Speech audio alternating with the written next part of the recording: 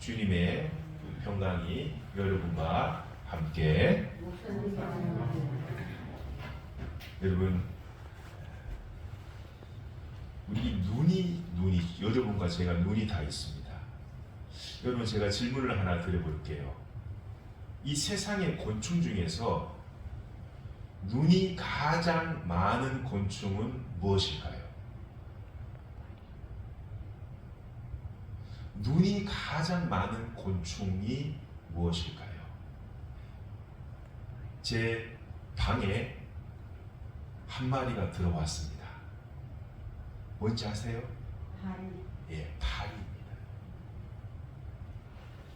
파리를 여러분 자세히 들여다보면은 끊임없이 두 팔로 얼굴의 대부분을 차지하는 그 눈을 열심히 이렇게 닦죠. 이 파리 눈은요, 여러 개의 눈이 합쳐져 있는 눈이에요. 그래서 이 눈을 뭐라 그러나 겹눈이라고 합니다. 겹눈. 이 겹눈에 먼지가 이렇게 쌓이면 말이죠, 눈앞에 있는 먹잇감이라든지 혹은 이 적들의 모습이 여러 개로 이렇게 보인다고 합니다. 그래서 이 파리는요, 그걸 방지하기 위해서 눈을 열심히 반들반들하게 닦습니다. 어떻게 보면 살아남기 위한 것이죠. 하나님께서, 예수님께서 팔복 중에 마음이 청결한 자는 하나님을 볼 것이다. 열심히 마음의 눈을 열심히 닦아야만이 하나님이 보입니다. 마치 파리가 살아남기 위해서 눈에 있는 오물이나 먼지를 닦듯이 우리의 마음의 눈도 티가 없이 깨끗해야만이 하나님을 볼 수가 있는 것입니다. 눈은 마음의 창이다 그러죠. 마음의 창이다. 그 눈을 보면은 그 사람의 그 마음의 그런 상태라 그럴까요? 그걸 간접적으로나마 우리가 알 수가 있죠. 어릴 때 애들 키우면서 말이죠, 이 아이가 잘못하면 엄마의 눈을 제대로 못 봐요. 여러분 한 번씩 다 경험하셨을 거예요. 눈을 자꾸 숨겨요, 다른 데로. 그러나 잘못이 없으면 엄마나 아빠의 눈을 확신에 찬 모습으로 똑바로 바라보며 자신의 생각을 피력합니다. 눈은 바로 그 사람의 마음의 상태입니다. 그 사람의 마음의 상태예요. 그래서 이 눈은 마음의 창이다. 그야말로 눈은 마음의, 영혼의 창이다. 다른 사람들의 불안한 눈빛, 초조한 눈빛을 보신 적이 있으시죠? 반대로 확신에 찬 눈빛, 아주 신념에 찬 눈빛도 여러분 본 적이 있을 것입니다. 사도 바울 선생님께서는 오늘 이 에베소서, 이 옥에 갇힌 곳에 옥에 갇히셔서 쓴 이 에베소서를 쓰면서 성도를 위하여 기도합니다. 16절에 내가 기도할 때에, 이 사도 바울 선생님께서 이 감옥에서 이 에베소서를 쓰면서 이 기도하면서 그 중에 하나님이 나를 부르신 소망과 하나님의 나라의 기업의 그 풍성하심을 우리가 알기 위해서, 보기 위해서는 무엇이 이루어져야 하는가? 18절에 보시면 너희의 마음의 눈을 밝히사. 마음의 눈이 뜨여져야 된다는 거예요. 마음의 눈이.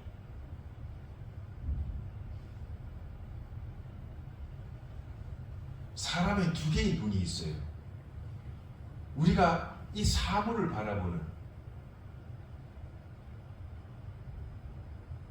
이 눈으로 봐서 시각적인 정보를 수집해서 우리가 세상을 이해할 수 있는 이 시각이라는 시각. 두 번째 눈이 뭐냐?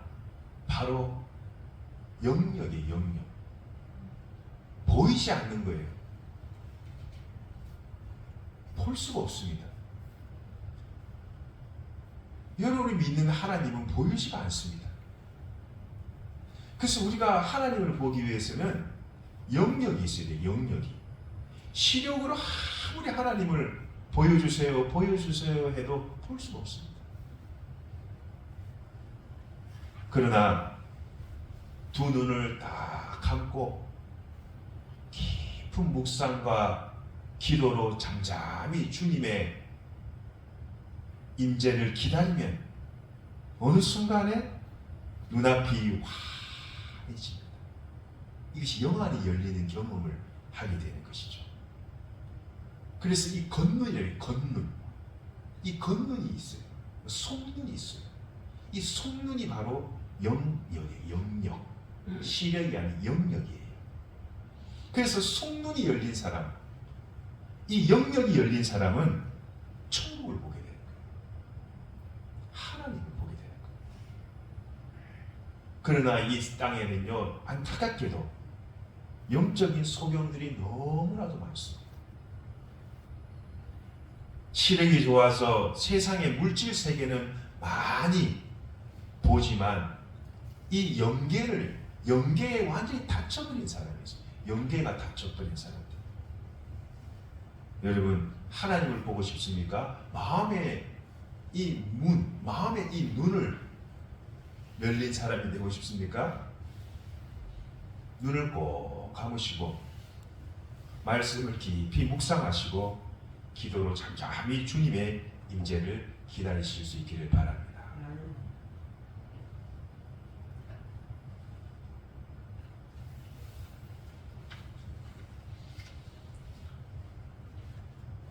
우리 주변에는 많은 일들이 일어납니다.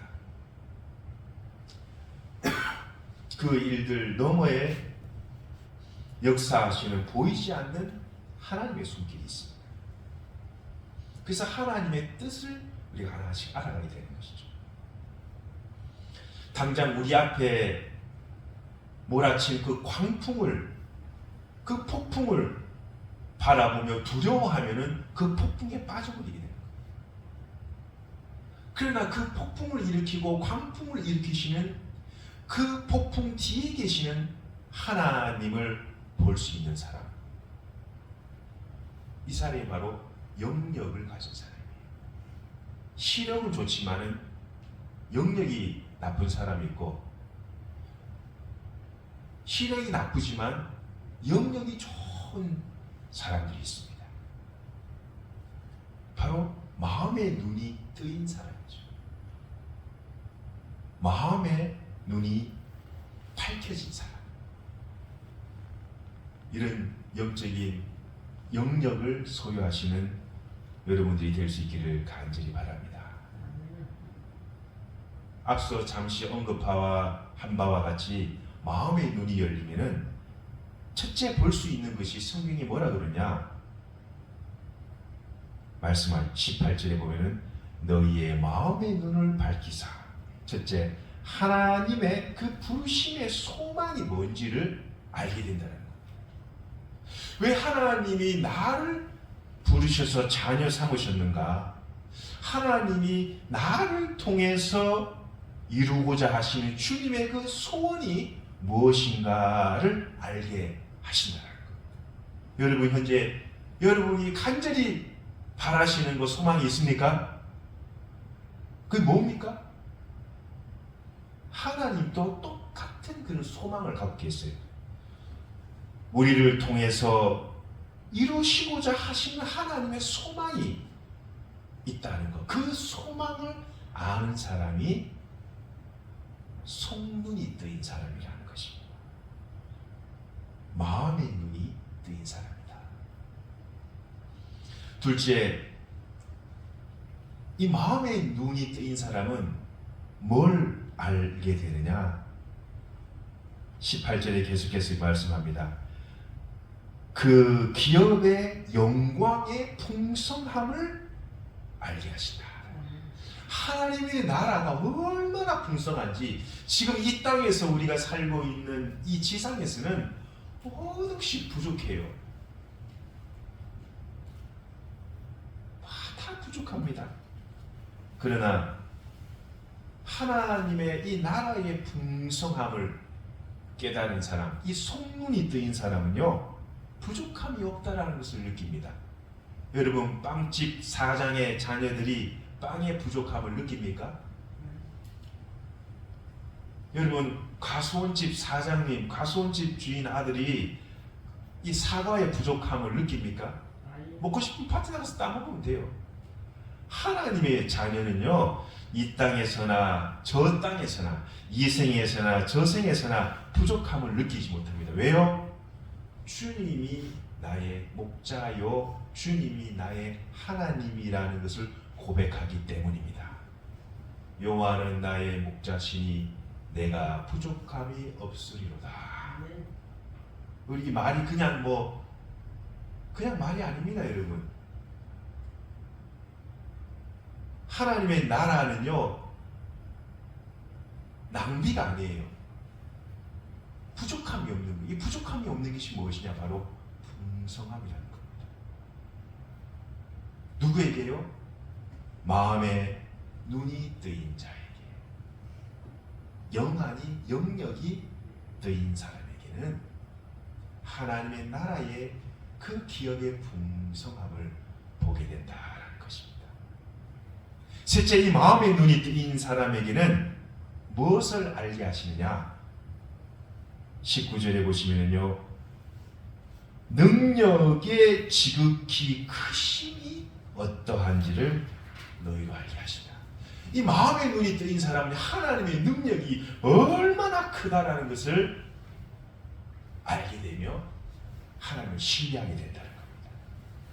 19절에 우리에게 베푸시는 능력의 지극히 크심을 알게 하신다. 할렐루야. 아멘. 하나님의 능력이 얼마나 크신가? 이거 시력이 좋은 사람이 볼 수 있는 것이 아니죠. 하나님의 눈을 가진 사람, 이 어떤 눈인지 아세요? 바로 사랑의 눈이에요. 사랑의. 하나님의 눈은요, 어떤 눈이냐면요, 사랑의 눈이에요. 사랑. 이런 이야기가 있더라고요. 어떤 분이 엄마 생일 선물을 해주러 백화점에 갔다고 합니다. 그래서 이 소년이 엄마의 이 아주 멋있는 이 옷을, 이 네일을 선물해 주려고 백화점에 갔는데, 이 백화점 직원이 이렇게 물었답니다. 엄마 치수가 어떻게 돼요? 그러니까 이 소년이 잘 모르겠는 거예요. 그래서 점원 이 아가씨 분이 다시 물었대요. 엄마의 키가 크세요? 아니면 어머니가 키가 작으세요? 아니면 어머니가 조금 통통하신 편이세요? 아니면 날씬하신 편이세요? 그래서 소년은 웃으면서 이렇게 대답했다고 합니다. 우리 엄마요? 우리 엄마는 완벽해요. 우리 엄마는 굉장히 아름다운 미인이시거든요. 이 완벽하고 아름답다는 이 말에 이 점원 아가씨는요, 가장 날씬한 치수에 이 네일을 예쁘게 포장해가지고 소년에게 주었답니다. 그런데 다음날 이 소년이 찾아와가지고 네일을 바꾸고 갔다고 합니다. 그런데 이 소년이 바꾸고 간 이 네일의 치수는요, 가장 큰 치수였대요. 여러분, 사랑의 눈으로, 이 사랑의 마음의 눈으로 바라보면요, 모든 게 아름다운 거예요. 그런데 이 사랑의 눈이 가진 사람은 말이죠, 상대의 단점보다는 상대의 뭐예요? 장점을 먼저 본다라는 거예요. 왜요? 이 사랑의 눈을 가진 사람. 여러분, 하나님께서 우리를 어떤 눈으로 바라보느냐? 너무나 이쁜 사랑의 눈으로 사랑의 눈으로 우리를 바라보고 계신다는 겁니다. 사랑의 눈으로 바라보시기 때문에 하나님이 우리를 봤을 때 너무나 아름다운 거예요. 쭈글쭈글 주름이 져도 너무너무 사랑스럽고 아름답고, 약간 얼굴이 좀 남보다 못생겨도 하나님 봤을 때 너무나 아름다워 보일 거예요. 그래서 하나님께서는 우리를 사랑의 눈으로 이렇게 바라보듯이 우리도 상대의 단점보다는 뭐예요? 장점을 먼저 보는 사람. 그래서 사랑은 사람의 눈을 멀게 한다. 사랑은요, 사람의 눈을 멀게 해요. 여러분은 어떤 눈으로 사람을 보십니까?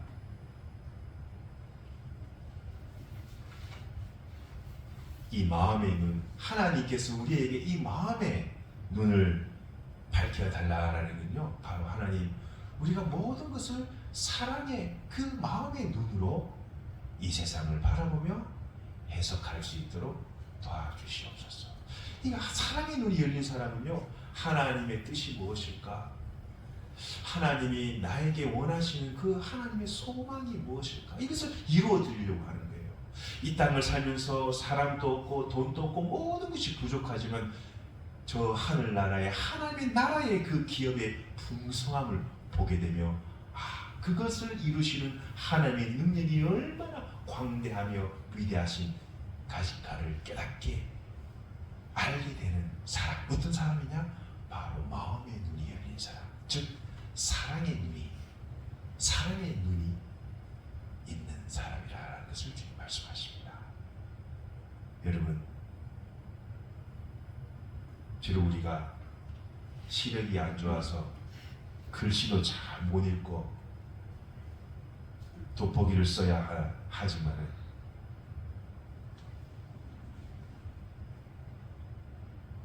보지 못하는, 아니 볼 수 없는 그 뒤에 일하시는 우리 하나님의 그 사랑의 눈을 여러분 다 갖출 수 있기를 간절히 바랍니다. 이것이 바로 뭐냐? 영적인 눈이 뜨인 사람이에요. 영적인 눈이 뜨인 사람.